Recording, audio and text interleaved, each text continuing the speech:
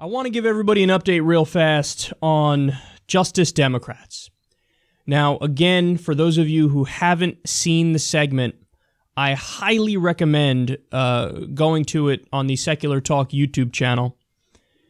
It's over an hour long. I believe it's over an hour and 10 minutes long. And it's me basically breaking down our platform, the platform of the Justice Democrats. Now, the Justice Democrats, the basic idea behind it is that it's the Bernie wing taking over the Democratic Party. Now, I've already addressed this a few times, but I want to keep addressing it because I need everybody to know exactly where we're coming from in doing this. One of the most common critiques of what we're doing is, why would you even try to be a part of such a disgusting and corrupt, broken machine? Why wouldn't you just try to start a third party? Well, the answer very simply is, this is our best chance of winning. We sat down, we did some research, we looked into it, and all of the institutional biases against third parties are so immensely strong that we're effectively handicapping ourselves if we go into it trying to do a third party. It's like taking a sledgehammer, swinging it at your kneecap, and then saying, okay, now it's time to go run that marathon you spoke about. Well, if I'm going to run the marathon, I should be in tip-top shape now, shouldn't I? I should give myself the best possible chance, not the worst chance. So, for example, the Green Party, who I absolutely love, they've had some successes here and there, but by and large, they are not what's viewed as a viable third party. And again, it's not their fault. It's the fault of the institutional biases against them and against third parties in general. But if you're a member of the Green Party and you're a member of the Democratic Socialists, let me tell you right now, you are our allies. I view you as our allies. So I don't want people to take it the wrong way. I need them to understand exactly where we're coming from. And if you read the platform of the Justice Democrats, we specifically refer to reforms that we favor that would help third parties and remove some of those institutional biases. But based on our calculations, our highest chance of winning and actually getting the policies we want implemented is to take over the Democratic Party. Closed primaries was such a big part of this decision, because when you look at closed primaries, what that means very simply is to vote in a Democratic primary in many states across the country, you need to be registered as a Democrat. So if we come out here and tell you, you got to register whatever as independent, or we did all the paperwork and set up a whole new third party and you got to register for that party, well, then we just handicapped you, because oftentimes your most important vote, which is a Democratic primary, like it was with Bernie Sanders versus Hillary Clinton, you wouldn't have even been able to vote in it, because it is a closed primary. There are closed primaries all across this country. So we want to win. That's why we're taking over the Democratic Party. We want to win. And furthermore, why would we concede the fight? There's no reason to concede the fight. There's no reason to say, you know what, you have it. Go ahead. You take half the country with you under your banner, and we're going to go lay in a chalk outline of ourselves on the ground. We concede to you, oh mighty corporatists and oh mighty establishment. No, it's our party. Now you get out.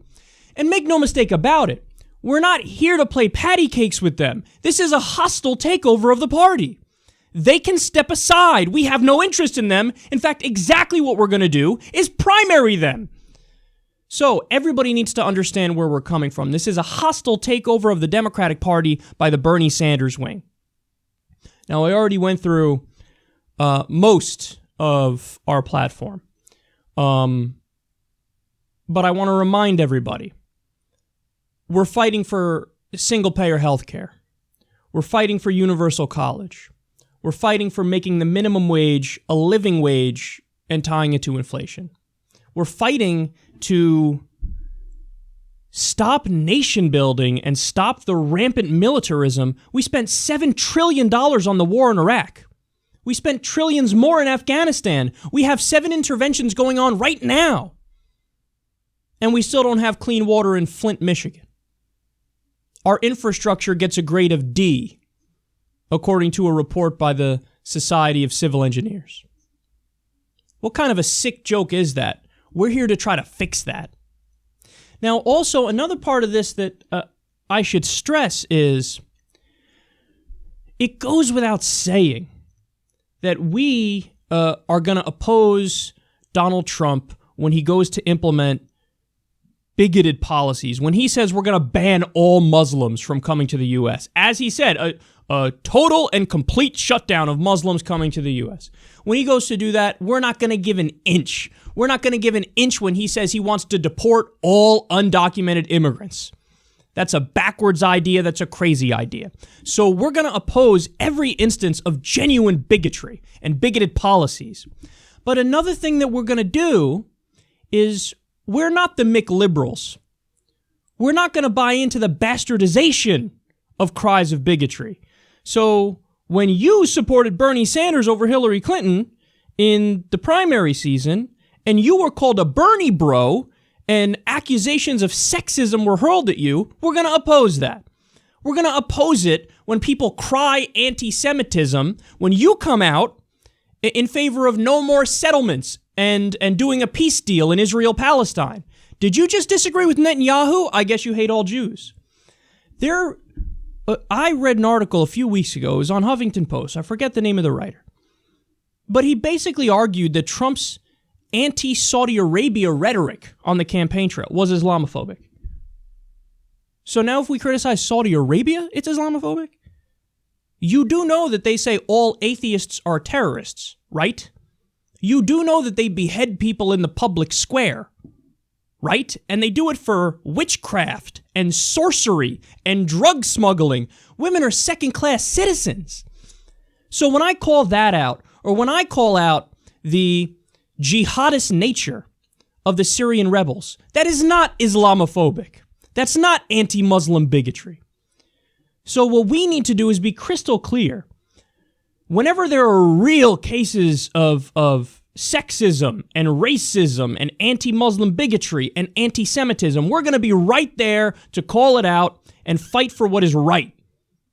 But when there's a bastardization of these cries of bigotry, we're going to oppose that too, because guess what? That cheapens it. That cheapens instances when there's actual bigotry. It's like the boy who cried wolf.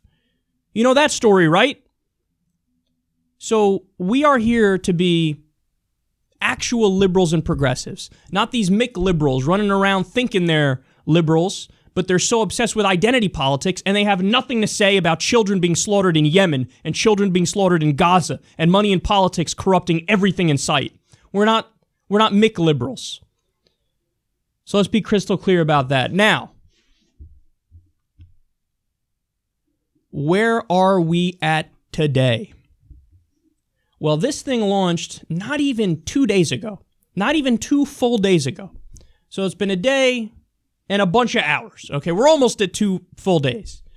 But if you count the launch from when it actually hit the biggest group of people, it came out late on Monday. So we now have over 30,000 people who've signed up for this. Now, again, this is where people can rightly say, whoa, hold on now. 30,000 people, that's just people putting their name in support of the movement. Now, that's nothing to scoff at. That's really nothing to scoff at. That's amazing. For not even 2 full days, we have 30,000 people who say, sign me up for this. There are people who try to build movements, and they go their whole life, and they don't get to 30,000 people. We got it in not even 2 full days. I think that's something to be excited about. But furthermore, the more important number, if you ask me, how many people have been nominated that say, look, I'm not playing around anymore. I'm throwing my hat in the ring. I want to run for office. You know what that number is? Over 500. Now, again, let's be clear. It's not like all of these people will actually run. There's a whole process in place, and I need to thank Zach and Choykot behind the scenes. These are Bernie's top officials who are working with us. So they set up all the infrastructure. They're doing all the heavy lifting. But there's an actual process in place where they vet these candidates. They train these candidates. We pick the candidates who are the best, who are most likely to win. And of course, probably the biggest part of Justice Democrats. You take a pledge not to take any corporate or billionaire money.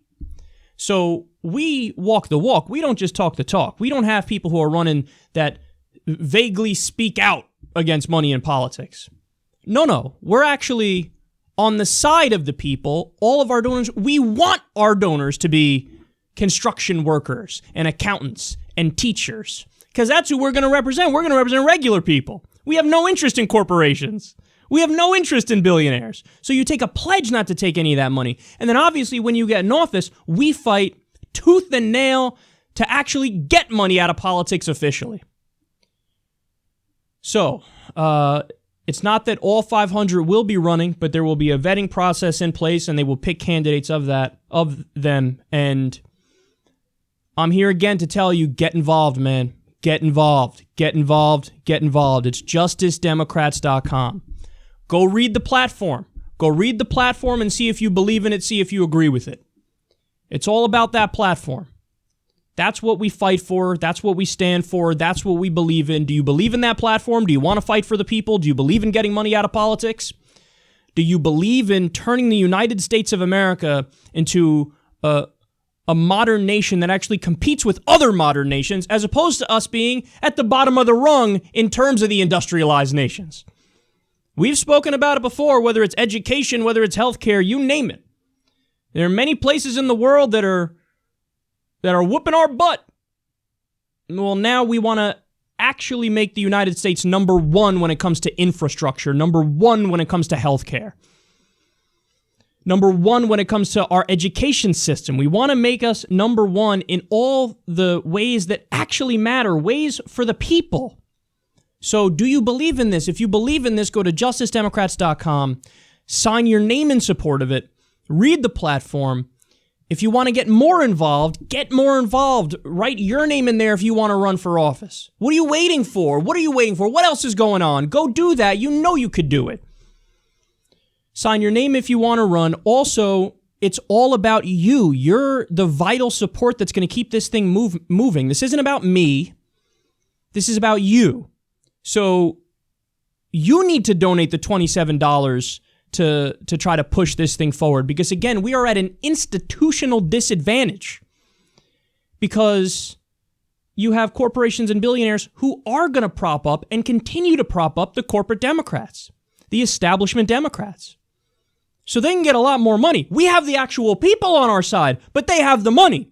Unfortunately, oftentimes, that's more important in politics, is that they're propped up. They're a giant house of cards, but they're a house nonetheless.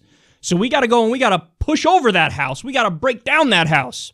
And we can only do it with your support. Now, understand, I'm going to say this for the 9,000th time, because it must be said, because it's true. I am taking $0 for this initiative. I wouldn't have it any other way. This is a nonprofit. Again, this has nothing to do with me. This has nothing to do with my wallet. This has to do with building a movement from the ground up. This has to do with having the Bernie Sanders wing of the party take over the Democratic Party, because that's what the Democratic Party should have been all along. And guess what? You wouldn't have Republican majorities everywhere if the Bernie wing was in control all along. The establishment will tell you the exact opposite. The exact opposite. But they're wrong. How do I know that? Because look at what Bernie Sanders believes and look at what the opinion polls show. You can't make this stuff up. 80% of the American people want to raise the minimum wage right now, including a majority of Republicans, but we haven't raised the minimum wage. Whether it's Democrats or Republicans in charge, they haven't raised the minimum wage. How is it 80% of the American people want something in a so-called democracy and it hasn't been done? How is it that only 17% of the American people still want to be involved in Afghanistan, still want to be involved in all these foreign wars, but we have more wars than ever going on right now? How can it be in a so-called democracy that only 17% of the American people want something, but that's the policy of both parties? How can it be that 92% of the American people want a universal background check on gun purchases, and we don't have it? 92% in a so-called democracy, we can't get it. You want to talk about a broken system? That's the definition of a broken system. How is it that we can elect our members of Congress, and you come back a month later or 2 months later with a polling agency, and you figure out their favorability, and they're hovering between 9% and 20%. You just voted for them. Why do you hate them? Because you know this system's broken. So, it's time to fight back. If the corporations and the billionaires could do a hostile takeover of our government, you and me can do a hostile takeover of the Democratic Party, and then eventually a hostile takeover of the country, except it won't even be hostile now, will it? Because once people actually hear our message, they go, oh, this is what we've been waiting for. The American people were so tired of the status quo that they turned to somebody on the populist right, so-called pseudo-populist right, because he had the rhetoric of Donald Trump. But what they really want is somebody on the populist left. Now, Bernie Sanders showed us the way. A lot of people might say, well, hold on now, he lost. How can you possibly say that? Well, it's very simple. Hillary Clinton had every single institutional advantage known to man, and she barely hung on. You have a guy who's 312 years old. He's a Jewish, maybe atheist, socialist with bad posture, and he doesn't own a comb. And he was out there really working hard, and he was able to get 22 states in an election where all the experts, the pundits that work for mainstream media said, Bernie Sanders won't win a single state. Look at this guy, the goofy old socialist. 22 states, 47% of the vote. That's with all the disadvantages up front and with all the tipping the scales against him from the beginning, as we learned through the DNC leaks. We learned that Donna Brazile was leaking questions to CNN. We learned that Debbie Wasserman Schultz was talking to people at MSNBC going, hold on now, you guys are being a little bit too tough on me and Hillary. Maybe I'll talk to your boss. How'd you like them apples? We learned that they celebrated closed primaries behind the scenes. The Hillary camp said, oh, that's good. The fewer people vote, the fewer millennials vote, the more likely it is Hillary wins. I wish we had closed primaries everywhere. We learned about all the ways in which they played dirty politics against him, and he still got 22 states, and he still got 47% of the vote. Well, we're here to run that into the end zone, and we want to replace every single member of Congress with somebody who is not a corporatist, not a sellout, with somebody who actually represents the American people. So come help me build this thing. JusticeDemocrats.com. Follow them on Twitter, @JusticeDems. This is the movement right now. We can't wait for anybody else. We have to build it from the ground up. We have to build it from the ground up. Nobody's coming to save you. Nobody's coming to save you. Nobody's coming to save me. We're not going to wake up tomorrow and all of a sudden, woo, look at that, somebody else did it. No. You're the people who are going to lead this. So let's do it, and let's do it right now.